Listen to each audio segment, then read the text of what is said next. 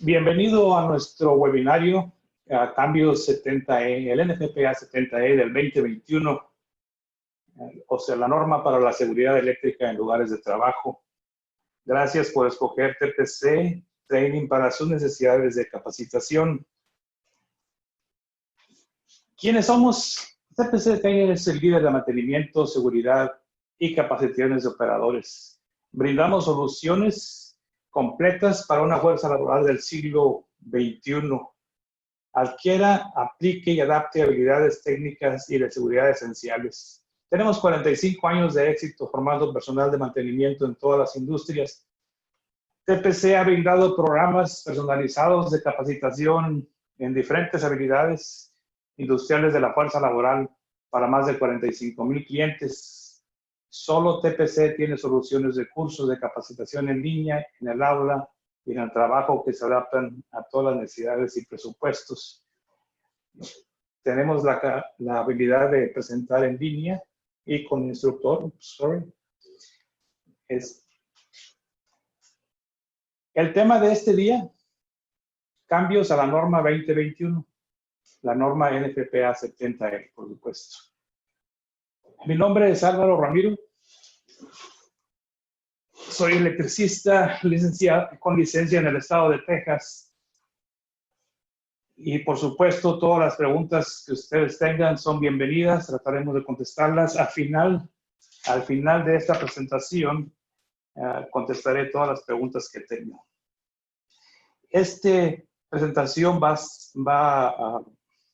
a ser grabada y la grabación va a estar lista para ustedes en 2 días aproximadamente, 2 días de negocio, en lo que podemos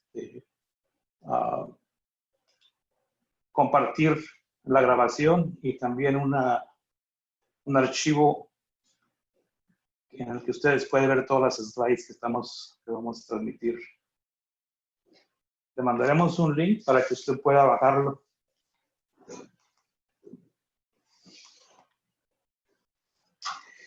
Y bien, los cambios que se hacen cada 3 años a esta norma tienen un proceso.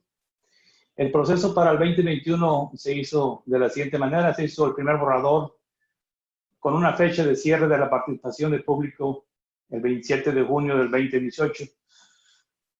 Ustedes han de estar familiarizados ya. Estos cambios se hacen por medio de las propuestas que hacen electricistas o gente del pueblo generalmente que opina de una manera u otra. También hay gente en el ramo legal que está envuelta en estos cambios.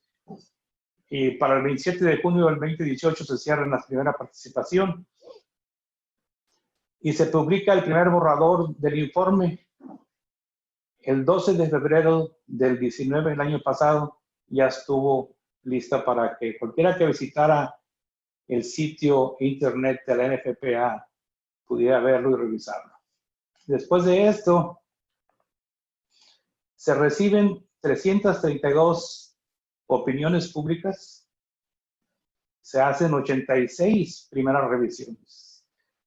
Según el equipo que trabaja para el NFPA, y hacen 86 revisiones,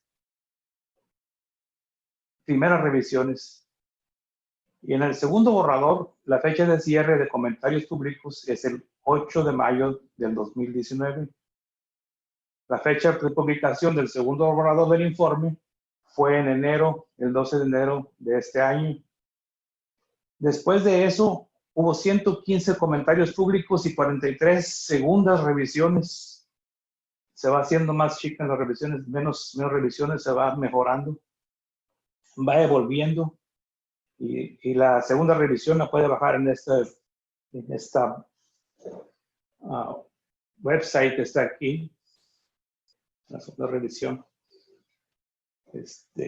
Probablemente ya pueden hacer un clic y ir allá y revisarla. Todavía no se publica la última revisión. Los cambios por los que vamos a hablar, por supuesto, nada más son los que están hasta la segunda revisión. Hay la posibilidad de que haya más cambios. hasta la publicación oficial. Y por supuesto, estos cambios todavía están nada más en inglés. Primero se hace la publicación en inglés, se traduce al español. Y los cambios que van a ver aquí probablemente sean un poquito escritos diferentes porque la traducción puede cambiar la perspectiva de la que traducen y, por supuesto, las palabras que se usan pueden ser un poco diferentes, pero nos estamos acercando lo más posible a la traducción oficial. Por supuesto, empezamos con los cambios a definiciones. Hablando del término legal, las definiciones tienen que estar bien hechas. Se han hecho algunos cambios que la gente ha descubierto que no estaba bien. Se han eliminado definiciones que ya no se ocupan y se han mejorado, por supuesto. En el 2018, por ejemplo, barrera era una obstrucción física destinada a evitar el contacto con el equipo de los conductores eléctricos energizados y las piezas del circuito para evitar el acceso no autorizado al área de trabajo. ¿Qué pasa en el 2021? Se quita la última frase, una obstrucción física destinada a evitar el contacto de equipos de conductores eléctricos energizados y partes del circuito. O sea, eliminamos la última frase y ese es el cambio que van a ver ustedes en cuanto a esta definición para el año 2021.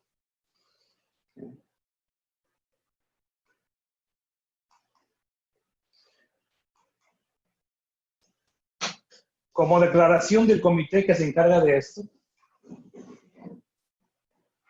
esto correlaciona la definición del término barrera con su uso en el artículo 130.7 y otras ubicaciones en el documento, en la norma.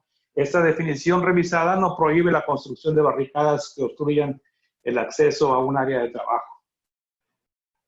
Muy importante, esta definición revisada no prohíbe la construcción de barricadas que obstruya el acceso a un área de trabajo.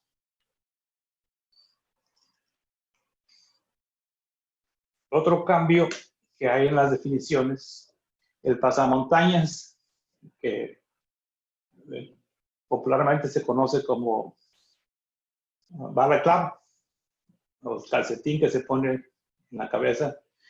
La definición es una campana con clasificación de arco que protege cuello y cabeza, excepto el área facial de los ojos y la nariz. En el 21 se hace un cambio más, un poquito diferente para aclarar lo que es la balaclava o el pasamontañas. Y se dice, se quita la palabra calcetín o capucha, si se usa un tejido protector de la cabeza con clasificación de arco. Muy importante esto. Que protege el cuello y la cabeza, excepto una pequeña parte del área facial. Ya no dice nada de la nariz ni de los ojos, nada más una pequeña parte del área facial.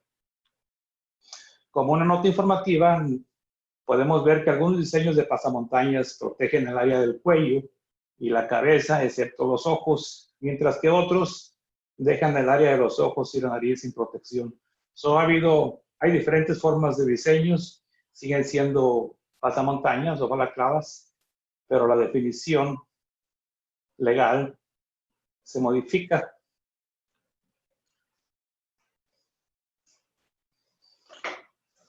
Otra definición que se ha modificado, condición de trabajo eléctricamente segura. La condición de trabajo eléctricamente segura es un estado en el que el conductor eléctrico o una parte del circuito ha sido desconectado de las partes energizadas, bloqueado y etiquetado de acuerdo con las normas Voy a cambiar esta palabra. Establecidos, probado para verificar la ausencia de voltaje y, si es necesario, puesto a tierra temporalmente para protección del personal. Esta es la forma en que la tenemos en el 2018. En el 2021,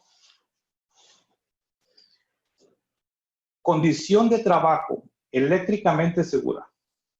Es un estado en el que un conductor eléctrico o una parte del circuito ha sido desconectado de las partes energizadas y bloqueado, etiquetado y de acuerdo con los estándares establecidos, probado para verificar la ausencia de voltaje y, si es necesario, puesto a tierra temporalmente para protección del personal.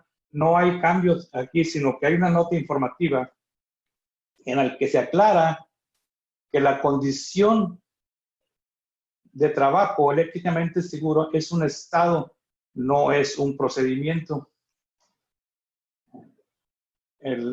Se adhiere esta nota a la descripción, a la definición del estado, de la condición de trabajo eléctricamente segura. Okay. Otra definición que se le ha hecho cambio es el tablero de distribución resistente al arco, conocido como switchgear resistente al arco.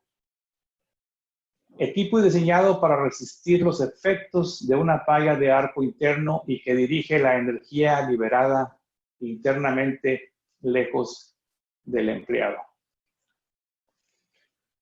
Originalmente se le llama switchgear o tablero de distribución, pero como también existe demasiada energía en los nuevos centros de control de motor, MCC, no solamente se le puede llamar tablero de distribución o switchgear, sino que puede ser cualquier otra cosa como un MCC, en el que existe demasiada energía.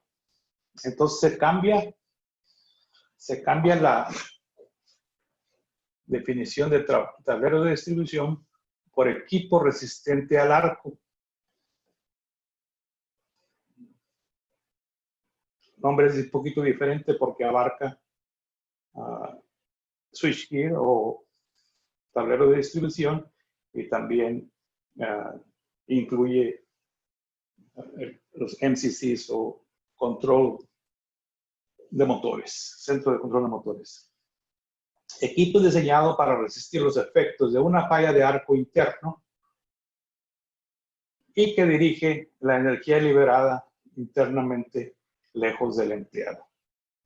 La definición sigue igual, nada más ha cambiado el nombre.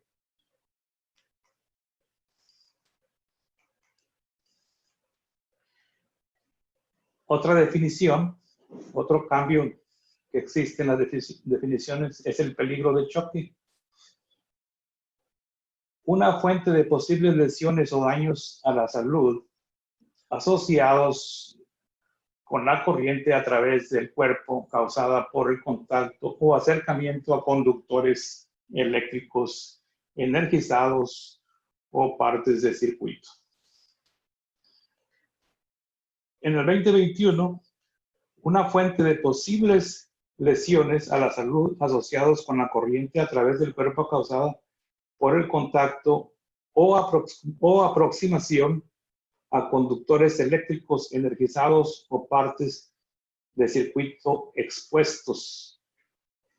El cambio un poco semántico, pero ese es el cambio. En lugar de acercamiento a conductores eléctricos energizados o partes de circuitos, es el contacto o aproximación a conductores eléctricos.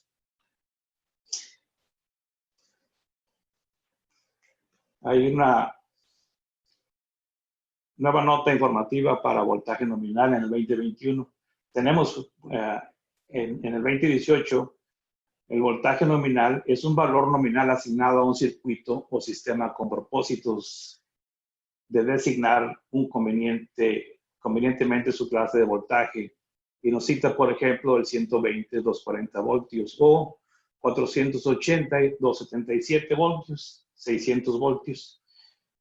Sabemos que todos estos números son nominales y pueden cambiar.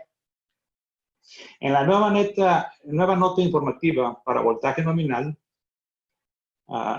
nos dice, nota informativa número 3, hay ciertas unidades de batería que tienen una clasificación nominal de 48 voltios de corriente continua, pero tienen un voltaje de flotación de carga de hasta 58 voltios en aplicaciones de corriente continua. Se utilizan 600 voltios para cubrir todo el rango de voltajes de flotación. Como todos sabemos, las baterías tienen un valor nominal. Por ejemplo, los carros, 12 voltios. Pero cuando estamos cargando esa batería de 12 voltios, siempre usamos un voltaje más alto. En mi cargador que tengo en mi garage dice que usa 14.5 voltios para cargar mi batería de 12. Entonces el valor nominal no me está de 12 voltios no me está protegiendo, se tiene que usar el de 48. En este caso, el de 48 voltios, el ejemplo que ellos utilizan, se sube hasta 60 voltios en lo que es el caso de una de 48 voltios de corriente continua.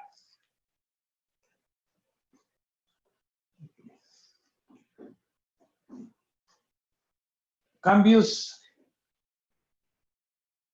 al artículo 110. Muchos de los cambios que se hicieron en el artículo 110 fue más bien una reorganización en este artículo. Como pueden ver en la parte izquierda en el 2018,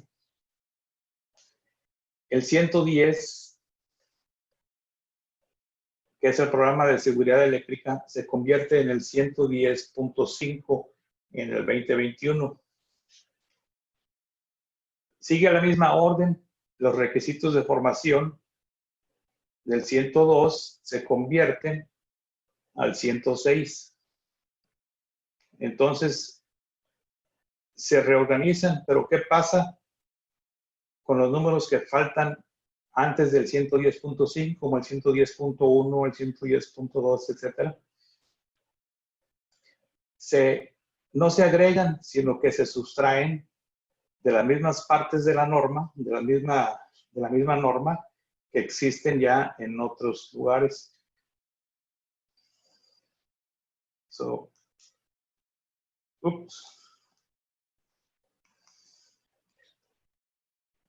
Entonces, se agrega o se reorganiza de la siguiente manera. El 110.1 se establece la prioridad y le puse aquí un respaldo amarillo para que se notara más. Prioridad se toma porque es el principal requisito, el primer requerimiento del artículo 110.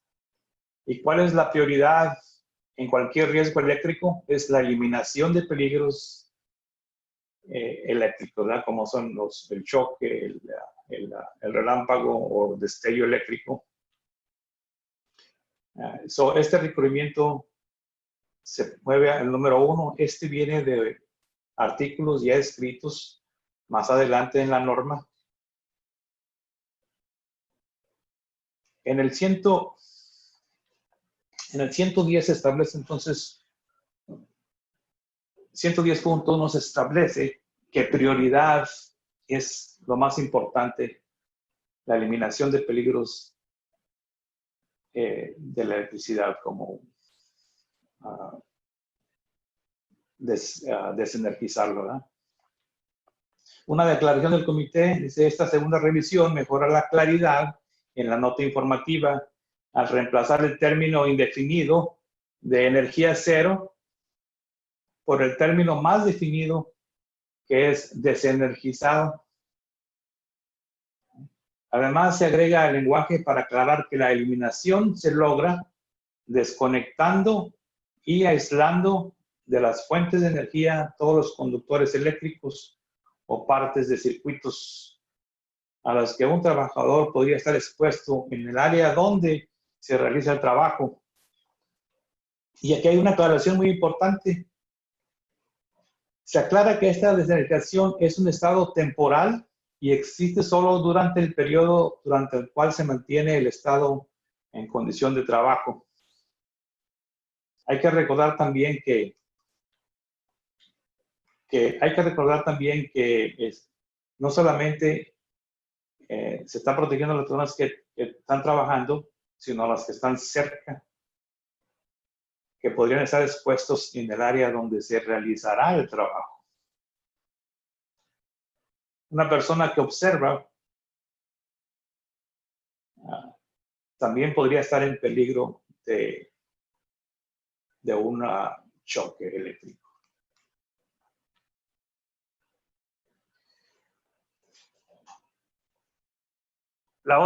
El otro artículo que se mueve más adelante sería la descripción general. Los conductores eléctricos y las partes del circuito no se considerarán en condiciones de trabajo eléctricamente seguras hasta que hayan cumplido los requisitos del artículo 120. Más adelante hablaremos también de los cambios que ha habido en el artículo 120, pero recordamos que este sería los procedimientos para hacer un bloqueo y un etiquetado. Se utilizarán prácticas de trabajo seguras y aplicables al voltaje del circuito y al nivel de energía de acuerdo con el artículo 110 y el artículo 130. 110 por los requisitos y 130 por la protección que debemos tener, hasta que los conductores eléctricos y las partes del circuito estén en condiciones de trabajo eléctricamente seguras, y que era anteriormente el artículo 120.2. Sobre el 120.2 lo movemos al 110.2. Ya existía este requisito, nada más se mueve al 110.2. Como nota informativa, la tercera oración se elimina porque es idéntica a la oración, a la primera oración. Ese es el cambio que van a hacer. Cuando vean la descripción o la definición de general, la descripción, lo único que van a hacer es que se elimina esta oración de tercera oración, y por supuesto que se movió del 120 al 110.2.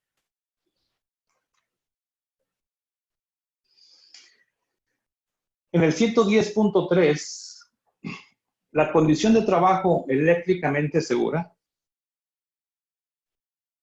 Dos puntos, los conductores eléctricos, punto 1, los conductores eléctricos energizados y las partes del circuito que operan a voltajes iguales o superiores a 50 volts deben ponerse en condiciones de trabajo eléctricamente seguras antes de que un empleado realice el trabajo.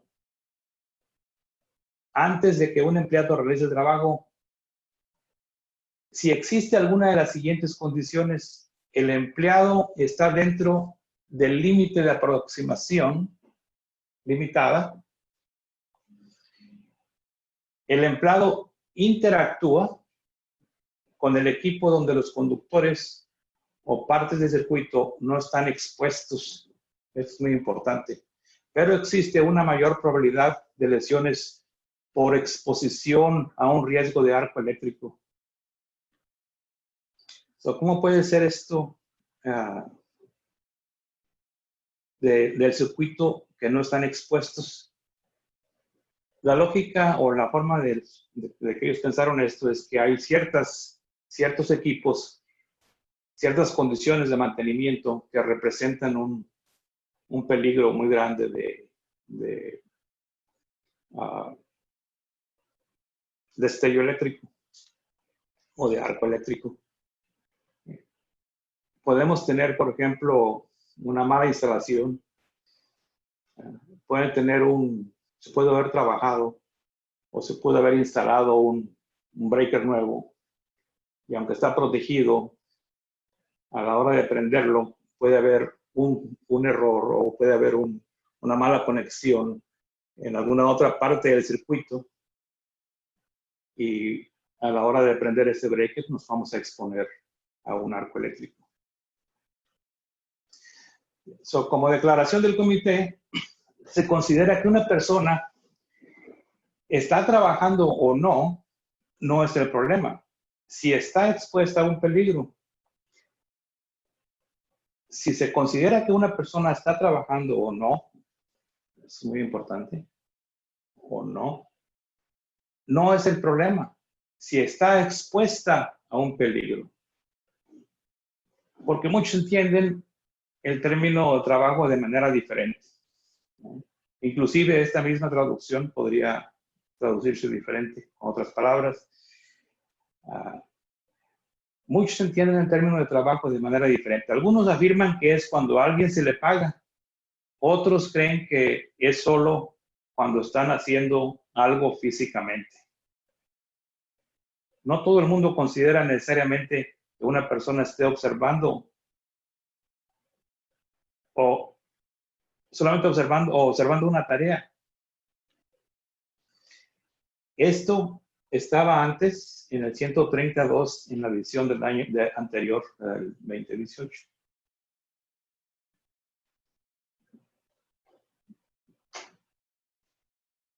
Entonces, una persona que interactúa no tiene que estar exactamente trabajando, sino que puede estar observando, puede estar cerca.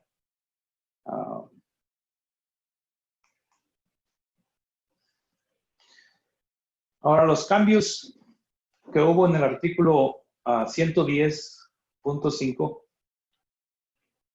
es cortaron un poco de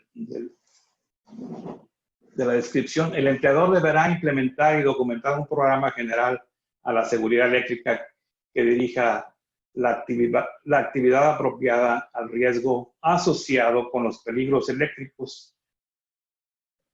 El programa de seguridad eléctrica se implementará como parte del Sistema General de Gestión de Seguridad y Salud Ocupacional del empleador cuando exista. En el 2018, esta es la definición que tenemos, pero en el 21 se corta palabras que ya son necesarias. El empleador deberá implementar y documentar un programa general de seguridad eléctrica que dirija la actividad apropiada al riesgo asociado con los peligros eléctricos. Entonces, se ha eliminado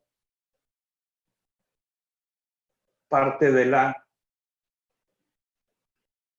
descripción y sigue siendo la misma definición, explicación. Pero se clarifica y se elimina eso por que ya estaba explicado en otras partes de la norma.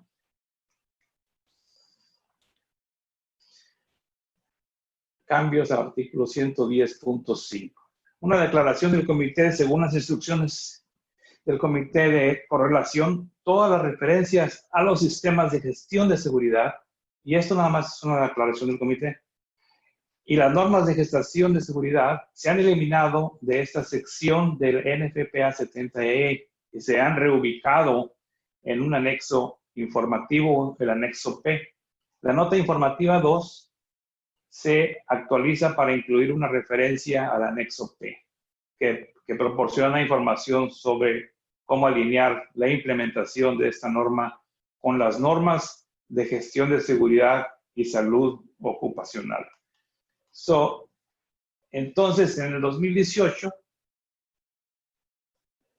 la explicación se corta, y esta parte que se ha borrado la vamos a encontrar en el anexo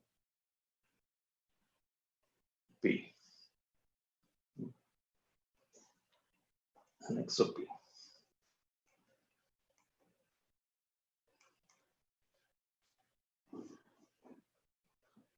Otro cambio que existe en el 110.5. Es el error humano. El error humano se implementó en la última versión de la norma para la seguridad eléctrica en lugares de trabajo del 2018, NFPA 70E. Y dice que el procedimiento de evaluación de riesgos debe abordar, incluir el potencial, la posibilidad de error humano y sus consecuencias negativas en las personas, los procesos, entorno del trabajo y el equipo en relación con los peligros eléctricos en el lugar del trabajo. Es la nueva redacción. Como nota informativa, el potencial de error humano varía según factores como las tareas y el entorno de trabajo. Para eso podemos ver el anexo informativo Q, que vamos a hablar más adelante de él.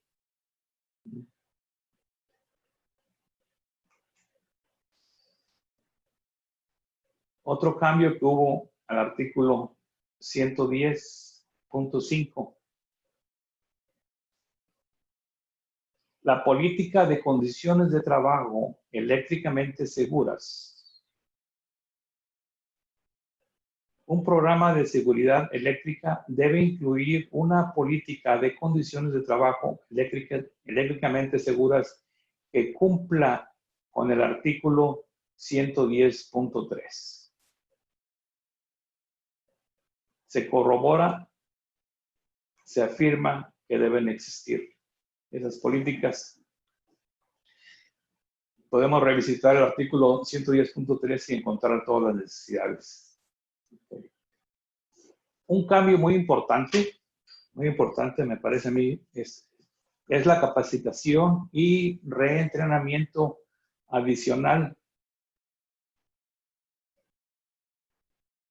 Esta sección 110.6 dice la capacitación y reentrenamiento adicional en prácticas laborales relacionadas con la seguridad y los cambios aplicables a esta norma se deben realizar a intervalos que no excedan los 3 años. Un empleado deberá recibir capacitación o reentrenamiento adicional si existe alguna de las siguientes condiciones. Sabemos que cada 3 años, por cada 3 años se cambia la norma o se mejora, evoluciona. O antes de los 3 años, si existe alguna de las siguientes condiciones, la supervisión o las inspecciones anuales indican que el empleado no está cumpliendo con las prácticas laborales relacionadas con el deber. Si se encuentra a alguien que no está cumpliendo con estas prácticas, puede ser porque le hace falta entrenamiento. La nueva tecnología, los nuevos tipos de equipo o los cambios en los procedimientos requieren el uso de prácticas laborales relacionadas con las seguridades diferentes a las que el empleado normalmente usaría. Cuando hay nueva tecnología hay que entrenar nuevamente. Si hay ciertas condiciones o mantenimientos que se hacen una vez al año o que no se hacen constantemente, el empleado puede olvidarse o no estar al tanto de esto.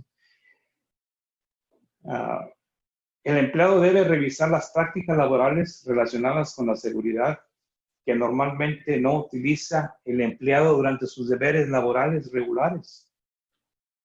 Los deberes laborales del empleado cambian.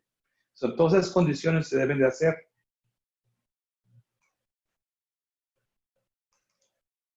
Declaración del comité. Esto es una nota muy importante.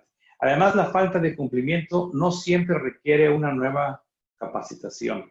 El reentrenamiento solo debe de ocurrir si la falta de cumplimiento es causada por un malentendido de los requisitos.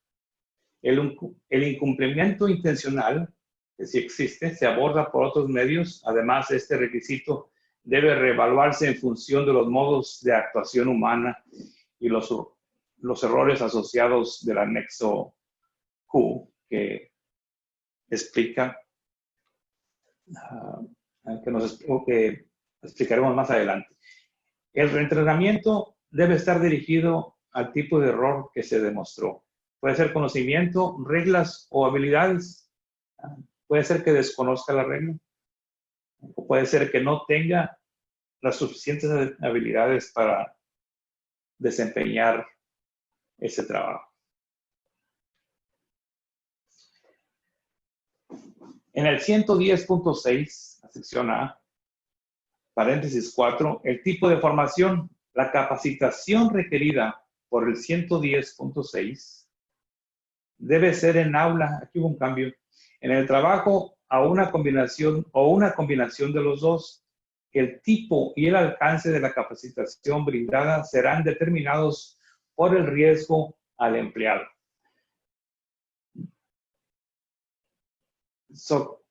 Deberá ser en aula, en el trabajo o una combinación de los dos. Nota informativa. La capacitación en el aula puede incluir componentes de capacitación interactivos electrónicos o interactivos basados en la web.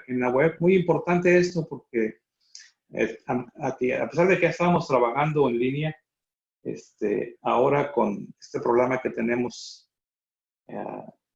mundialmente, lo que es el COVID-19, es muy beneficioso poder dar la capacitación por medio de el Internet de una forma que sea interactiva, que es lo que pide la norma. ¿No?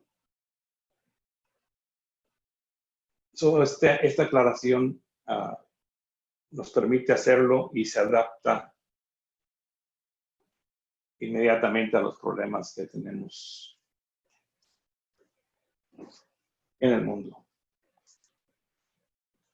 Y otra cosa que nos permite también es compartir esta norma con otros países que también han adaptado el NFPA 70E. Como aclaración, el NFPA 70E es basado en las normas aplicables a Estados Unidos, pero otros países la han adoptado, ya que es una manera muy correcta y segura, con una información tremenda para proteger a los trabajadores. Bueno, enseguida tenemos el artículo 110.7, que es la documentación.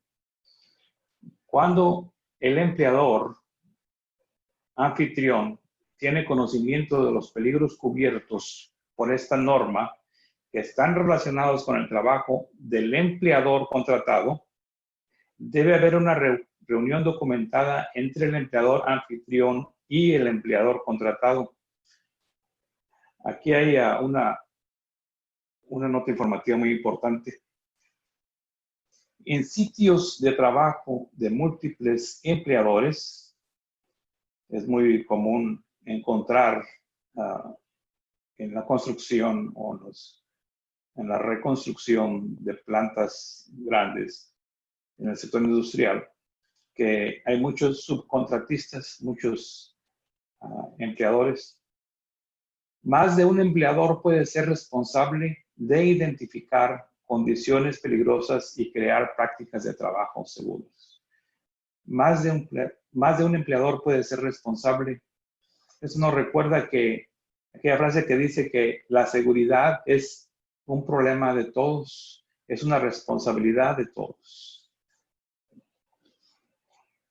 Y una declaración del comité, aunque la nota informativa se encuentra después del 110.7, se aplica a todos los 110.7, no solo al punto 10.7c, pero a todos los componentes del 110.7.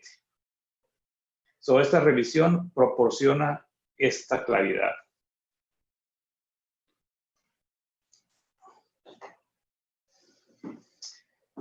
Instrumentos y equipos de prueba.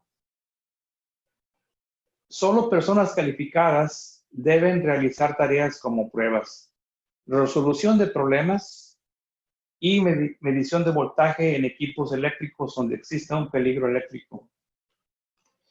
El lenguaje anterior se indica que arriba de 50 voltios es un lugar donde existe un peligro eléctrico. Pero también menciona que solamente personas calificadas pueden hacer esto. Como ustedes pueden ver en la foto, tenemos una persona aquí tomando esta medición que no trae guantes, por ejemplo. Obviamente, esta persona no está calificada. Aparentemente, hay cierto voltaje aquí. Está energizado este equipo. Y el 110.8 nos está diciendo que solamente personas calificadas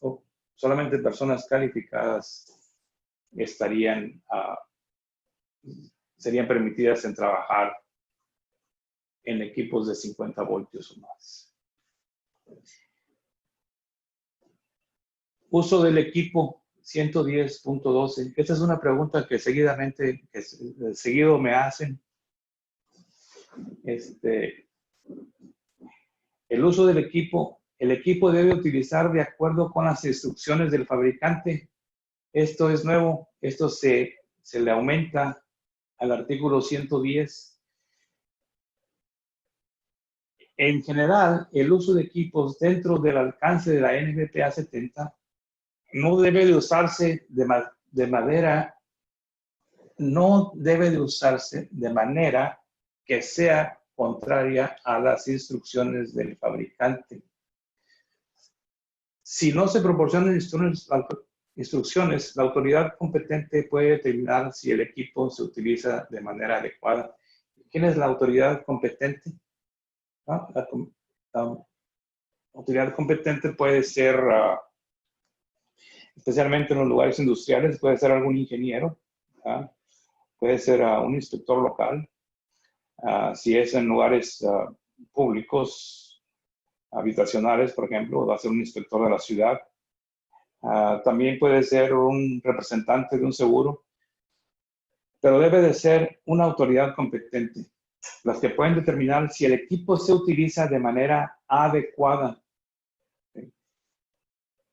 Para la gran mayoría de los lugares de empleo, el empleador es la autoridad competente para cumplir con el NFPA 70.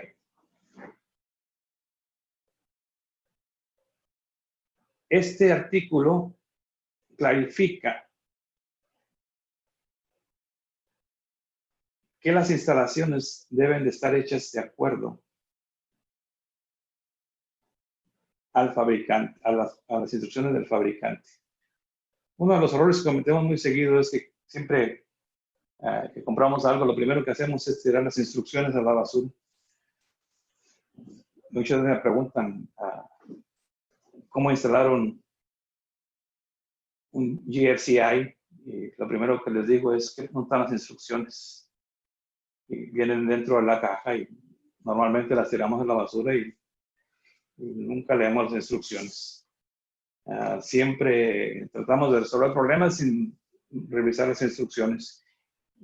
Este artículo 112.12 que se agrega a la norma formaliza que hay que seguir los pasos del fabricante. Si hay circunstancias o situaciones especiales, se pueden tratar de forma individual porque sí van a existir, pero eso será determinado por la autoridad competente y dentro de la regla del Código Nacional Eléctrico.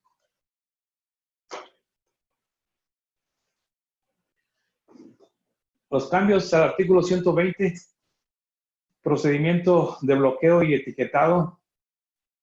Se desarrollará un procedimiento de bloqueo y etiquetado sobre la base del equipo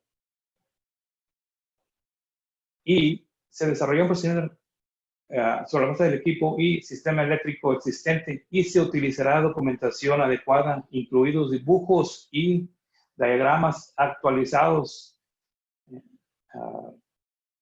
Es muy importante, incluidos dibujos y diagramas actualizados. El procedimiento deberá cumplir con los requisitos de los códigos, normas y regulaciones aplicables para el bloqueo y etiquetado de fuentes eléctricas. El control de energía peligrosa, bloqueo y etiquetado, título 29 del Código de Regulaciones Federales, parte 1910.147 y el ANSI Z244.1, el control de energía peligrosa, bloqueo y etiquetado y métodos alternativos. Se le agregan estos para este artículo para estar en conformidad con estas dos normas, una de OSHA y otra de ANSI.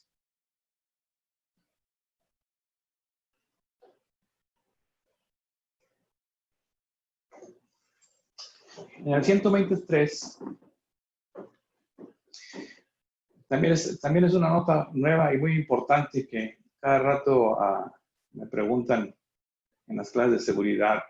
Se permitirá que un dispositivo de bloqueo sea solo un candado si el candado es fácilmente identificable como un dispositivo de bloqueo, además de tener un medio para identificar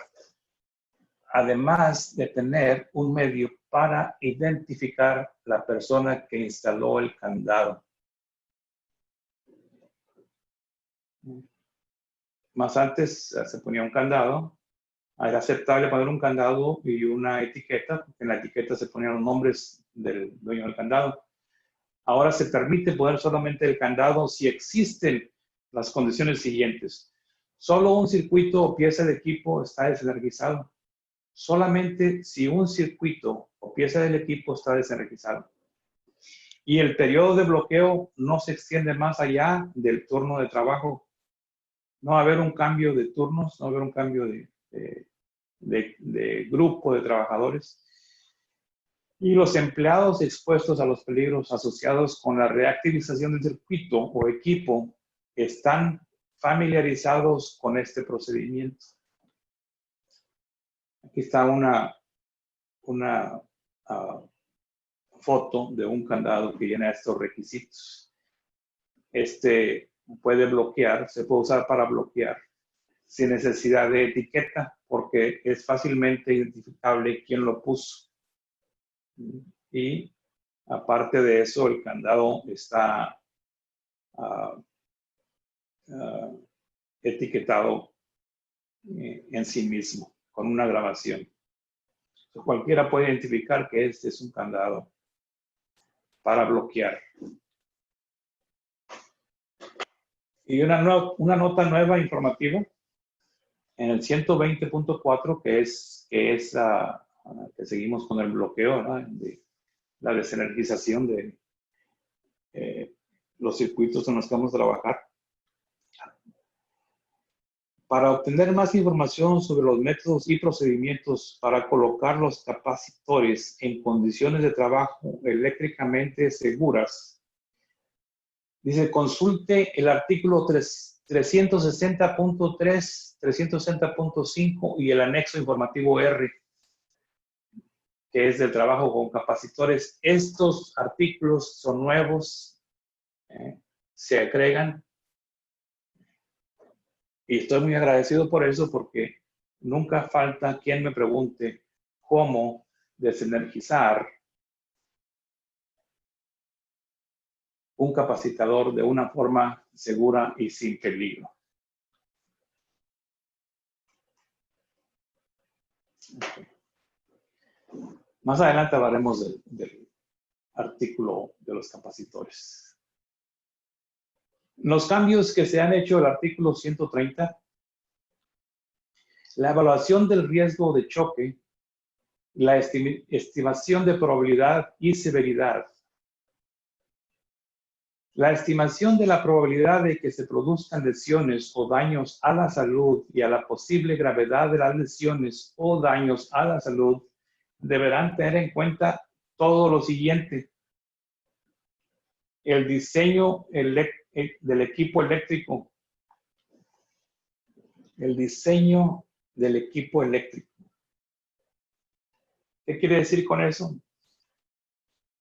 Hay equipos eléctricos que han sido diseñados de una manera de que los conductores podrían estar fácilmente accesibles. El estado de funcionamiento del equipo eléctrico y el estado de mantenimiento. Hay muchos equipos que funcionan. Yo trabajé mucho en los 70, en los 80, perdón, con equipo eléctrico que están en unas condiciones deplorables como esta que ven en la fotografía. Funcionan, y mientras funcionan, esa era la política de antes, mientras funcionaban se dejaban trabajar. Pero obviamente no tenían mantenimiento. Era una condición que se aceptaba como normal, pero obviamente no era normal y ocasiona más peligros. Cuando se hace esta evaluación, aunque vean ustedes que un equipo está funcionando, no quiere decir que está en condiciones normales o de mantenimiento adecuado.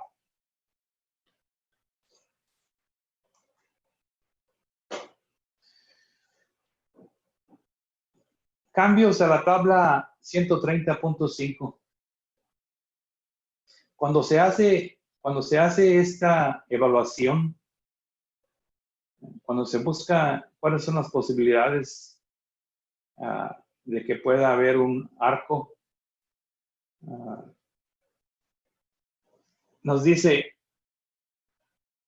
para sistemas de AC y trabajar con conductores energizados, incluyendo electrical testing. Cuando estamos haciendo una evaluación y vemos que existen estas condiciones, cualquier condición,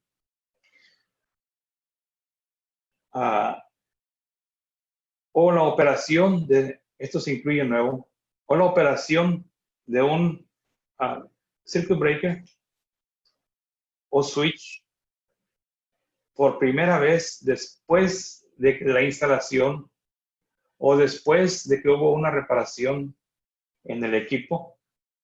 Cuando se va a operar esta circuit breaker, cualquier condición que tenga, cualquier condición física,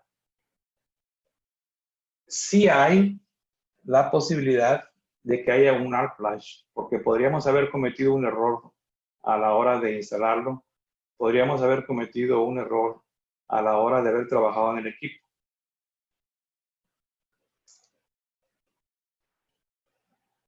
Y para sistemas de corriente continua, si vamos a trabajar en conductores energizados o partes que están en series conectados por células de baterías, incluyendo si vamos a resolver problemas o resolución de problemas, sí existe la posibilidad de ARC. Cuando hacemos esa evaluación debemos de entender que sí existe esa posibilidad. Lo único nuevo es la operación del circuit breaker o del switch por primera vez. Cuando instalamos un equipo, tenemos que entender que con esta condición existe la posibilidad de un arco.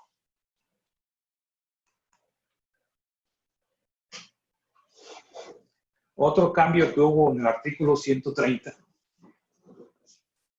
la tabla 130.5, que es la selección de ropa u otro equipo de protección personal. ¿Cuándo se usa el análisis de incidente de energía? Cuando el incidente de energía es igual a 1.2 calorías por centímetro cuadrado o hasta 12 calorías por centímetro cuadrado,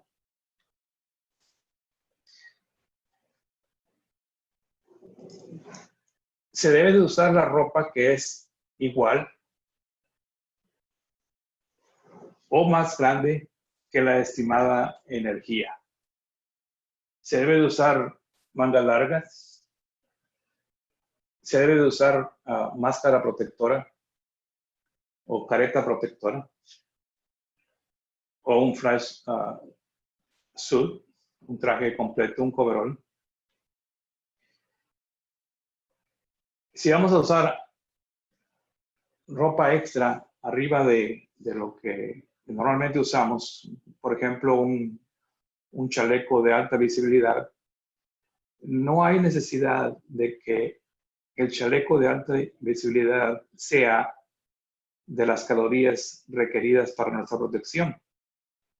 Pero lo que sí requiere es que este chaleco o esta ropa externa a la protección sea de un rating de ATPB. Esto es para que no coja fuego. No nos va a proteger porque ya estamos protegidos con la otra equipo, pero simplemente es para no crear condiciones más peligrosas y crear una posibilidad de que algo coja fuego. Se usa, por supuesto, se llega a usar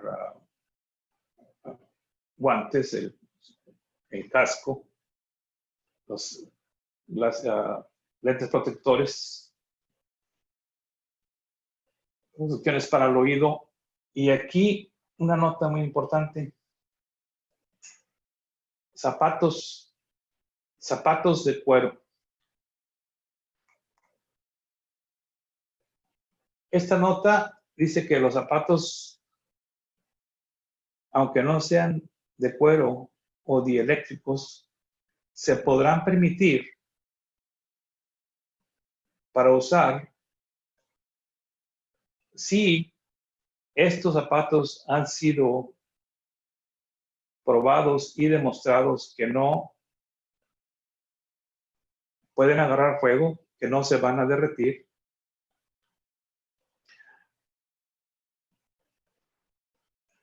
a la estimada energía de incidente que va a estar expuesta.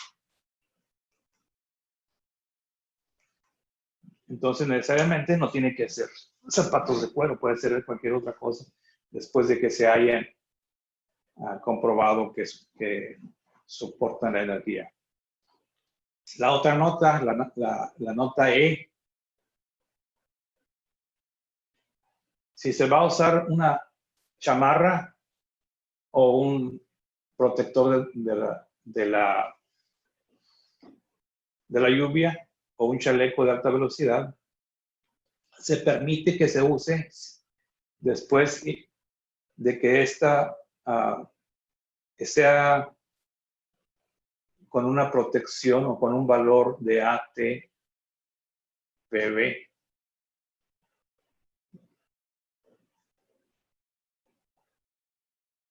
Ya que de esta manera no cogería fuego, creando así la posibilidad de que exista una condición más peligrosa.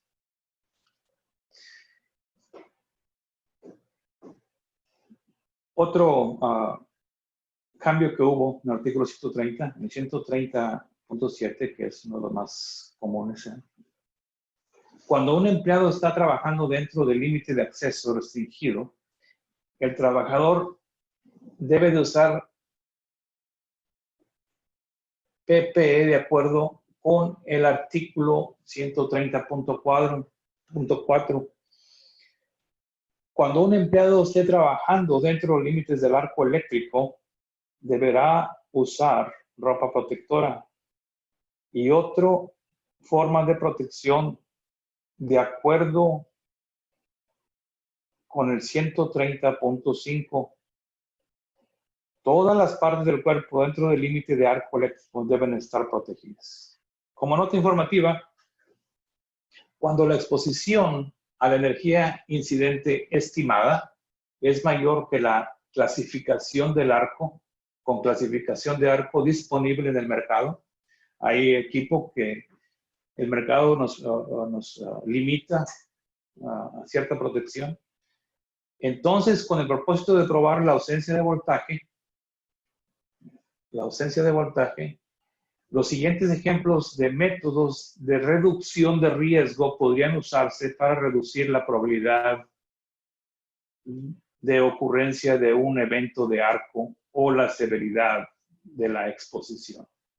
Número 1, se podrían usar instrumentos de prueba de proximidad sin contacto o medición de voltaje en el lado secundario de un transformador. En el lado secundario de un transformador de bajo voltaje.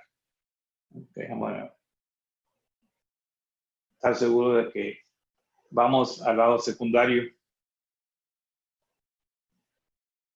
Si este está montado en el equipo antes de usar un instrumento de prueba de contacto para probar la ausencia de voltaje por debajo de 100 voltios. Si el diseño del equipo lo permite, observe los espacios visibles entre los conductores del equipo. O sea, visualmente inspeccione las partes del circuito y las fuentes eléctricas del suministro. Otra manera de minimizar es aumente la distancia de trabajo. Podemos retirarnos un poco más del trabajo. Considere las opciones de diseño del sistema para reducir el nivel de energía de incidente. Se pueden diseñar equipo que si existiera un arco, lo dirigiría no hacia el trabajador, sino hacia el lado opuesto donde se encuentra el trabajador. Otro cambio que hubo en el artículo 130, en esta tabla que vemos aquí, los guantes que se usaban, tenemos por ejemplo el doble cero que nos protege hasta 500 voltios. Aquí está bien, está igual. El voltaje máximo que se puede usar en corriente directa sería 750. Lo que se ha eliminado es la columna en el que se probaban estos guantes. No hay necesidad de saber eso para el trabajador que está trabajando en los equipos eléctricos. Lo que se agrega es la distancia que existe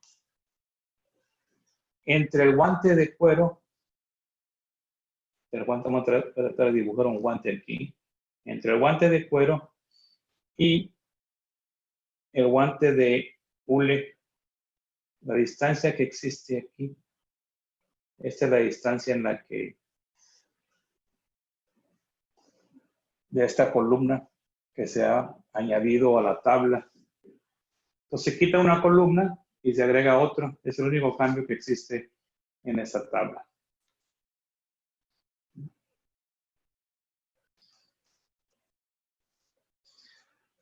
Otros cambios que ha habido en el artículo 130. En esta tabla se le agrega no solamente, como estaba anteriormente, de dónde vendía la información esta, pero también se le agrega el número de documentos de donde viene esta información.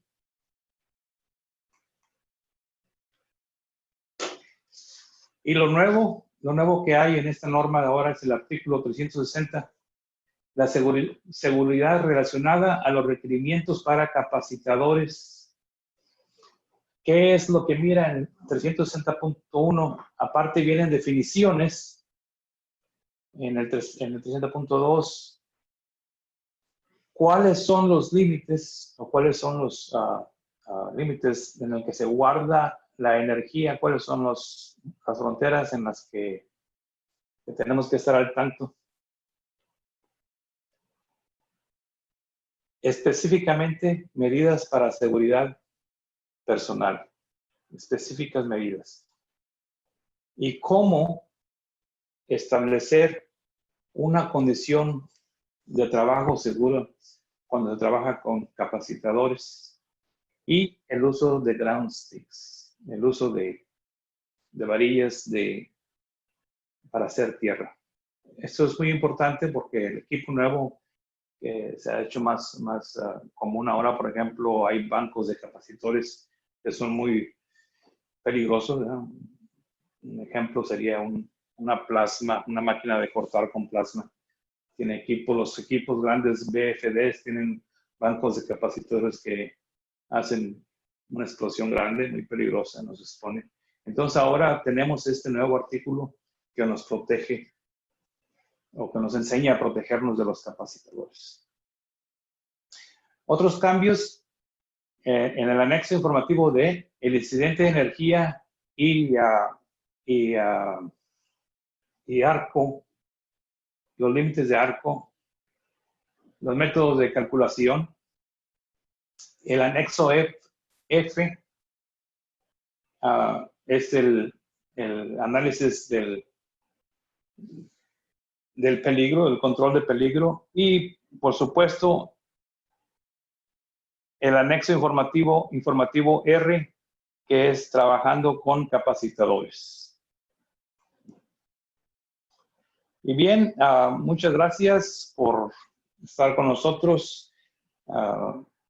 Puede visitarnos a nuestra página de internet para los nuevos cursos en línea que son extremadamente interactivos. Es el www.tpctraining.com. Si tiene más preguntas sobre la seguridad eléctrica, TPC Training puede ayudarlo. Contáctenos en cualquier momento al teléfono 847-808-4000 o al correo electrónico de TPC. Otra vez, muchas gracias. Recuerden que en 2 días va a estar esta grabación y va a estar este documento para que ustedes lo puedan obtener gratis en nuestra página de internet. Ahora vamos a pasar a preguntas y preguntas y respuestas. Si tienen una pregunta, siéntanse libre en hacerlo. Mientras tanto, las preguntas por las que he encontrado más comunes son cuál es los límites o cuál es el alcance de esta norma, los alcances geográficos. Esta norma, como les digo, es dedicada únicamente para Estados Unidos, pero se ha adaptado en otros países, países como Colombia, Chile, especialmente porque hay muchas compañías americanas que requieren que estas normas se apliquen en esos países. De todos modos, le agradezco mucho su atención. Gracias por participar. Este es el primer webinar que tenemos en español y lo más probable es que van a seguir viniendo otros. Ahora, si me permiten, voy a hablar en inglés. Ryan, are you there? Yes, I am here. I am here, sir. And thank you very much. Do you have anything to add, Ryan? Nope, nothing to add. Gracias. Thank you, everyone, for being here. And hope you have a great day. Yeah, no questions today, Alvaro. No additional questions, so that's all right. And yeah, I think we're all finished up. So thank you very much for your instructions. People are also saying thank you on the chat line. So muchas gracias. And yeah, we'll have a great day. Thank you so much.